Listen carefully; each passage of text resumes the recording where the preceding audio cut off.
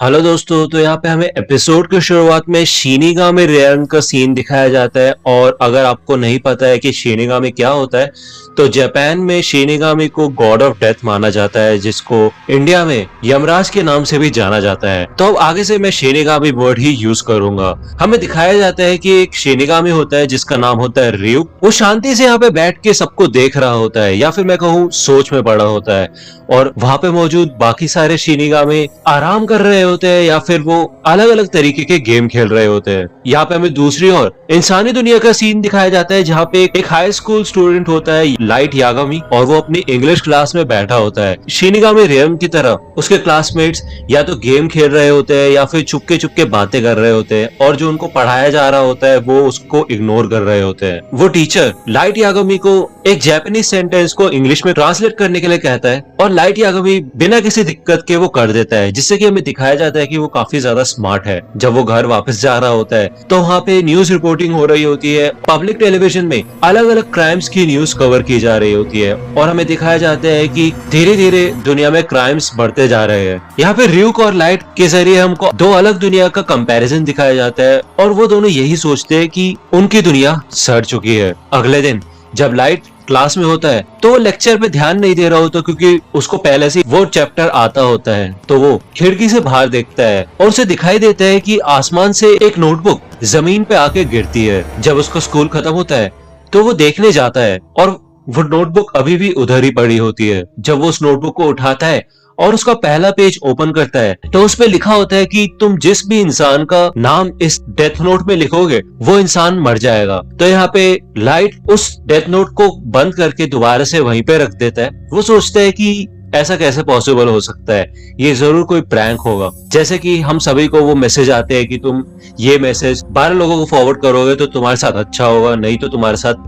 कुछ और ही हो जाएगा। लेकिन फिर भी लाइट के मन में क्यूरियोसिटी होती है और उसे जानना होता है। तो वो घर पे वापस जाते वक्त उस डेथ नोट को ले लेता है, और जब वो घर पहुंचता है तो वो उस बुक के रूल्स को पढ़ता है। उसमें लिखा होता है कि जिस भी इंसान का नाम तुम इस डेथ नोट पे लिखोगे वो इंसान 40 सेकंड में हार्ट अटैक से मर जाएगा। उस इंसान का नाम लिखते वक्त तुम्हारे मन में उसकी शक्ल होनी चाहिए, जिससे कि अगर वही सेम नाम किसी और भी इंसान का है तो गलती से वो ना मर जाए। हमें बताया जाता है कि इस डेथ नोट से किसी इंसान को नाम लिखते साथ 40 सेकंड में हार्ट अटैक से मारा जा सकता है, या तो फिर किसी प्रकार के एक्सीडेंट या फिर बीमारी से भी मारा जा सकता है। दूसरे ऑप्शन के लिए उस पर्सन का नाम लिख के नीचे एक्सीडेंटल डेथ लिख के 6 मिनट 40 सेकंड में पूरा डिस्क्राइब करना होता है कि कैसे कैसे क्या क्या होना चाहिए। इतना सब कुछ पढ़ने के बाद लाइट अपने बेड पे लेट जाता है, और वो कहता है कि ये तो कहना पड़ेगा कि प्रैंक के नाम पे तो ये काफी ज्यादा डिटेल्ड है। तो वो सोचता है कि इसको ट्राई करके देखा जाए, लेकिन वो नाम लिखने से पहले ये सोचता है कि अगर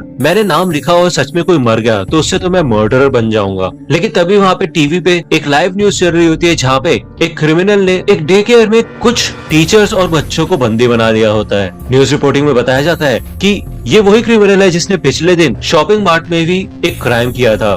तो यहाँ पे टीवी पे उस क्रिमिनल का नाम और चेहरा दिखा दिया जाता है। तो लाइट उसका नाम और चेहरा देख के उसका नाम डेथ नोट में लिख देता है। वो 40 सेकंड वेट करता है, लेकिन उसके बाद भी कुछ नहीं होता। वो बस टीवी बंद ही करने वाला होता है, लेकिन तभी हमें दिखाया जाता है कि सारे के सारे हॉस्टेजेस और टीचर्स बिल्डिंग से बाहर निकलने लग जाते हैं, और उनको कोई भी चोट वगैरह नहीं लगी होती। यहाँ पे हमें कंफर्मेशन दी जाती है कि किसी भी अथॉरिटी ने उसको शूट नहीं किया, और हॉस्टेजेस ने यही बताया कि वो सीधा गिर गया था। तो यहाँ पे लाइट समझ जाता है कि उसको हार्ट अटैक आया है, और लाइट काफी ज्यादा चौंक जाता है। जिसके बाद वो सोचता है कि जरूर ये एक इत्तेफाक ही होगा। अगर ऐसा है तो उसको दोबारा से डेथ नोट को इस्तेमाल करके देखना होगा। यहाँ पे जब वो अपने क्राइम स्कूल में होता है तो वो देखता है कि एक लड़का है सूडो, जो कि उनके स्कूल का बुली होता है, यानी कि वो बच्चों को परेशान करता है, और वो एक लड़के से उसके पैसे भी मांग रहा होता है। लाइट यही सोचता है कि अगर ऐसा कोई इंसान दुनिया से गायब भी हो जाए तो क्या किसी को कोई फर्क पड़ेगा।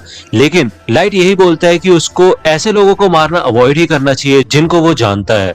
जब वो घर वापस जा रहा होता है तो वो देखता है कि एक मोटरसाइकिल गैंग एक लड़की को परेशान कर रही होती है और उसके साथ छेड़छाड़ कर रहे होते हैं। लाइट एक शॉप में चला जाता है, और जब वो जा रहा होता है तो उसे सुनाई देता है कि उस गैंग के लीडर ने अपना नाम बताया होता है, टाकुओ शिबुइमारू। जब लाइट दुकान के अंदर आ जाता है तो वो टाकुओ का नाम अलग अलग स्पेलिंग्स में लिख देता है, क्योंकि डेथ नोट में लिखते समय स्पेलिंग भी एकदम एग्जैक्ट होनी चाहिए। अब क्योंकि उसने लीडर के मुंह से उसका नाम सुना था, तो वो जितने भी उसके कॉम्बिनेशन हो सकते थे हर तरीके तरीके से उसका नाम उसने डेथ नोट में लिख दिया होता है। जिसके बाद लाइट उसके आगे ट्रैफिक एक्सीडेंट लिख देता है और 40 सेकंड बाद जब वो लड़की उनसे बच के भाग जाती है तो टाकुओ अपनी बाइक से उसका पीछा करता है, लेकिन वहां पे एक ट्रक आ जाता है और वो टाकुओ को उड़ा देता है, जिससे कि टाकुओ का एक एक्सीडेंट हो जाता है। यहाँ पे लाइट को पूरा यकीन हो जाता है कि डेथ नोट असली है और काम करती है। वो 2 लोगों को मार चुका होता है और इसके बाद उसका दिमाग घूमने लग जाता है। उसको काफी डिप्रेसिंग फील होता है कि उसने ये क्या कर दिया। यहाँ पे हमें शिनिगामी रेयन का सीन दिखाया जाता है और यहाँ पे ryuk बाकी शिनिगामी को बताता है कि उसने अपनी डेथ नोट गिरा दी है। तो बाकी शिनिगामी ryuk के ऊपर हंसते हैं और वो कहते हैं कि तुम हमेशा मुसीबत में पड़ जाते हो, तो तुमने उस डेथ नोट को कहाँ पे देखा था? तो ryuk बताता है कि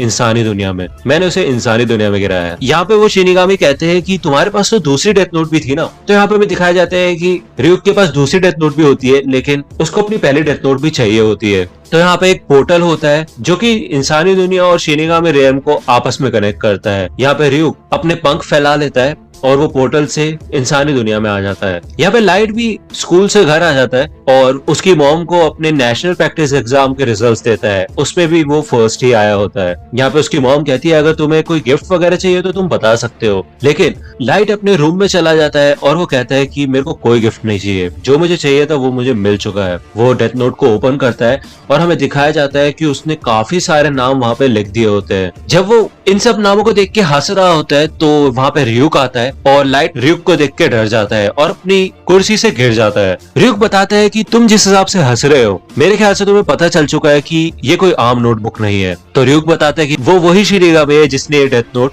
यहाँ पे गिराई थी। तो यहाँ पे लाइट उठता है और वो कहता है कि ryuk, मैं तुम्हारा ही इंतजार कर रहा था, मुझे पता ही था कि ये कोई आम डेथ नोट नहीं है और इसको इस्तेमाल करने की वजह से कभी ना कभी तो मेरा सामना मौत से होगा ही। तो यहाँ पे ryuk उस डेथ नोट को देखता है और वो काफी ज्यादा इम्प्रेस हो जाता है ये देख के कि लाइट ने सिर्फ 5 दिन में डेथ नोट पे इतने सारे नाम लिख दिए। बहुत सारे लोग तो इतने सारे नाम लिखने से डरते हैं। हाँ, इससे पहले भी इंसानी दुनिया में डेथ नोट गिराई जा चुकी है। तो यहाँ पे लाइट कहते हैं तो क्या अब तुम मेरे को यहाँ पे सजा देने आए हो?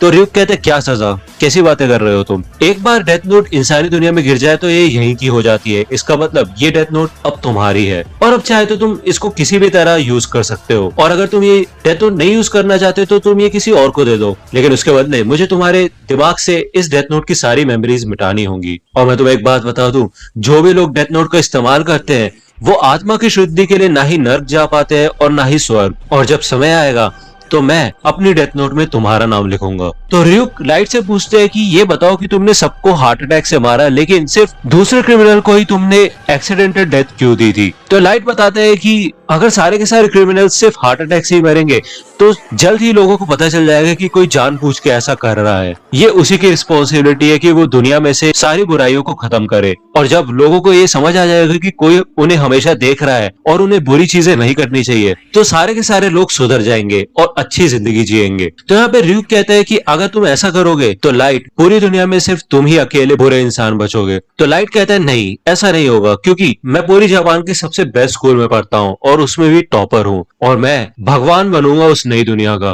तो यहाँ पे ryuk काफी ज्यादा सेटिस्फाई हो जाता है और उसे काफी अच्छा लगता है कि उसको इंसानी दुनिया में अब मजा आने वाला है। तो दोस्तों आज की वीडियो के लिए सिर्फ इतना ही। आई होप कि आपको ये वीडियो पसंद आई होगी। अगर आपको ये वीडियो पसंद आई हो तो प्लीज लाइक कीजिए, अपने दोस्तों के साथ शेयर कीजिए और मेरे चैनल को सब्सक्राइब करना मत भूलेगा।